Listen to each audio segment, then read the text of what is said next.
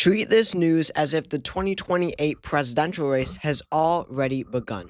Today, Pete Buttigieg, it was released, will not run for the Senate in Michigan in the 2026 midterms. This comes after he also said he won't be running for governor of Michigan in 2026. These were both open possibilities, of course, that he left on the table for quite some time now since the 2024 election after Kamala lost. This has been, a seat where it has been talked about for years that Buttigieg might grab at some point. And when Gary Peters, the incumbent senator, announced earlier this year that he would not run for re-election, people really thought that this would completely open the door for Buttigieg to come in, sweep the Democratic primary easily, and be the nominee. And who knows what would happen in the general election? I don't feel that he would be that strong. But no, that will not happen. To a surprise to many people, it seems like Pete will not be running for Senate, basically beginning the 2028 race. Why? Because, of course, if he's not going to run for Senate, what does that leave? Governor? Nope, he's not running for governor either, as he said. What's left? 2028 presidential contender. So this is already shaping up to be a very competitive primary. We are 2 months into Donald Trump's term, and we have already had three notable Democrats really express interest. Pete Buttigieg, I'm not sure what he said exactly, but Tim Walz said that he would be very open. He said, if the people want me, then I'll run again. Nobody wants Rahm Emanuel, but he seems interested as well. And then you've got Pete Buttigieg.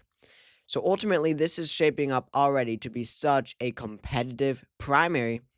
In a competitive primary, you never have people already expressing this sort of interest, already making such clear signs like this, if it's going to be a dominant primary, dominated by someone. And just look at 2024 for that. For an example, you didn't have signs like this that people would be running in 2024 for the Republicans. Maybe Trump, but besides him, nobody, because everyone knew Trump was going to dominate. So when you have signs like this already, Buttigieg not even trying to run for Senate. It would be one thing if he was elected senator, then ran for president 2 years later. That would be a possibility. But no, he's not even trying with the Senate part. Really just showing that he wants to leave this avenue to run for president completely open. This is what he wants to focus on. And it also, he wants to ensure that he does have the opportunity to run in 2028. Because if he did run for Senate and he lost, that would be disastrous for him. He would not be able to come back from that. That would hurt him so much in a Democratic primary. If he lost to the Republican in a Trump midterm, that would be so embarrassing. So he doesn't even want to take the risk. Maybe he'd be favored, maybe he wouldn't be, but he doesn't even want to take the risk with this. He wants to get straight to the presidential race. Now, looking at the betting odds real quick, he has a pretty good shot. I mean, this is huge news because Pete Buttigieg is, to say the least, a formidable challenger. You have some people, when you look at this possible field, you have some people that stand out instantly. Kamala Harris, if she runs, it's all a question of if she runs, because as of right now, it's her nomination for the taking, really, if Kamala Harris runs. You've got people like AOC that would make a splash, Josh Shapiro that would have a wide open path to victory if he gets a little lucky. But another name that stands out is Pete Buttigieg. He served in the Biden administration. He was hugely popular after the 2020 primary. He did way better than anyone could have expected. When you look, and you look at the primaries in 2028, and it looks like a possibility where he could be very successful. In the primaries, in the 2020 primaries, we only know how strong these lesser candidates are, just based off of the early states.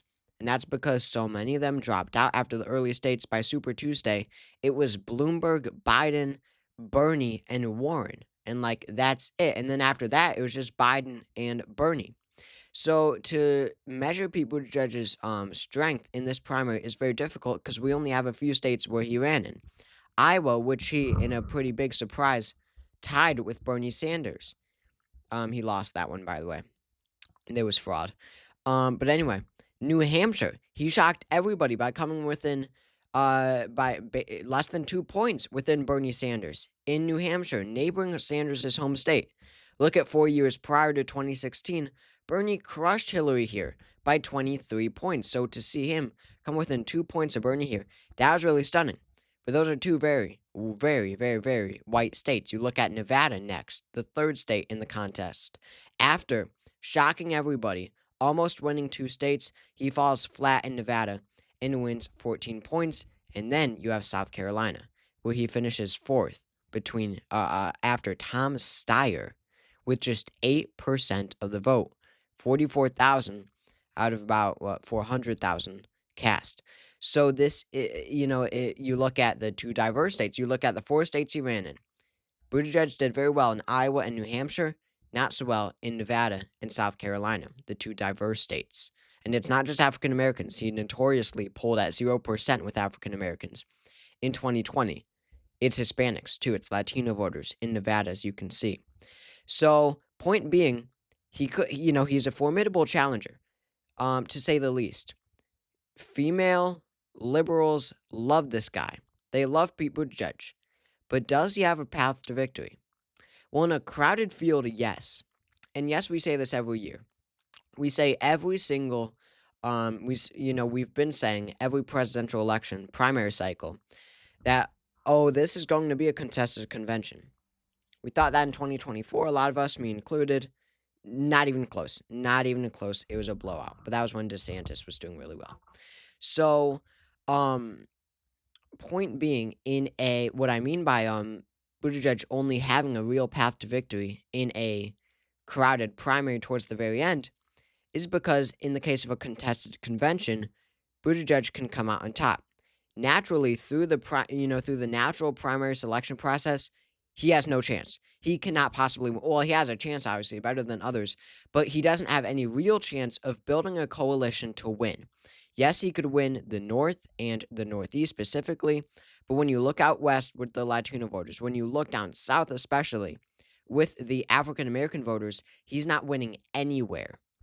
So, yes, he could run up his numbers in the Northeast, but it would need a contested convention and these backroom deals and these super delegates in order for him to win. So with that being said, I made something that I'm super excited about that I will update probably every couple of weeks, which is the power rankings. These are the power rankings that I will update again every few weeks of these people's chances, in my opinion, of winning the Democratic nomination in 2028. So this is multiple factors go into this. And one of those is how well they would do in a primary, obviously, but you also have to factor in other things, like if they will run at all. So Kamala, I was really debating to have her 1, 2, or even 3, because I really don't think she will run. But that being said, if she runs, then it's her nomination for the taking, as I said before, as of now. So as of now, with all things considered, I would narrowly put her at number 1. But I mean, look at it. Who I have at number 2. It is Pete Buttigieg. And that just shows you how weak this field is and how divided this field is and how fractured and how contentious and how brutal this primary will be. I just explained how Pete doesn't really have a path to victory, path to victory through the natural selection of the primaries at all, yet he's number 2 on the list. Kamala is really the only one, I'm sorry, I should say there's really 2 who have a clear path to victory through the primary directly, not needing a contested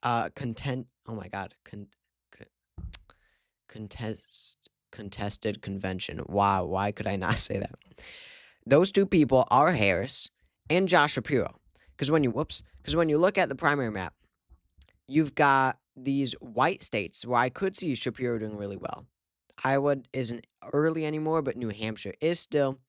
New Hampshire could do well, but Josh Shapiro, he's really got this Obama-esque style to his campaigning, and I really could see him being very successful in winning these African American voters. He does well in South Carolina. If he does well, then in New Hampshire, the next state after that is, I believe, Nevada still. New Hampshire and Nevada are on the same day, actually. He could do well among Latino voters, I feel, just like Obama did.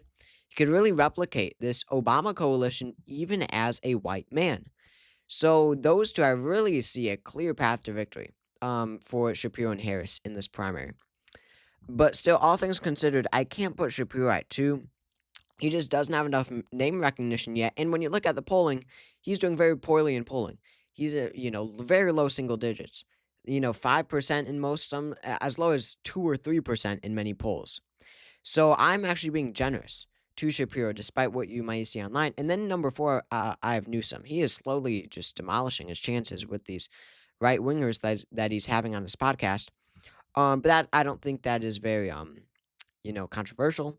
Newsom at 4, AOC at 5, Wall, and that might be controversial, but it's absolutely true. When you look at these other people, and she has a better chance than so many of these other people, she is actually popular within the party.